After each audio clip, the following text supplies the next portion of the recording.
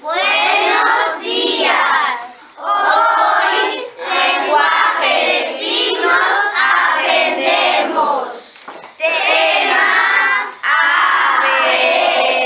abecedario. Empezamos. A, B, C, D, E, F, G, H, I, J, K, L, M, N, N, O, P, Q, R, S, T, U, V, W, X, Y y Z.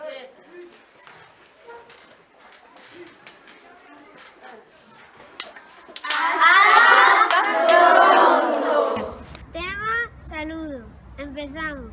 Buenos días. Buenas tardes. Buenas noches. ¿Qué tal? Bien. Mal.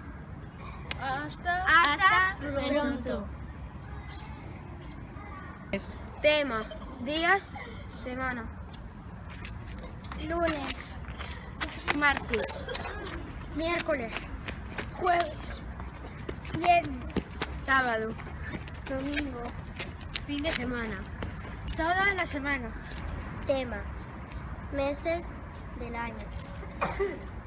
Enero. Febrero. Marzo. Abril. Mayo. Junio. Julio. Agosto. Septiembre. Octubre. Noviembre. Diciembre.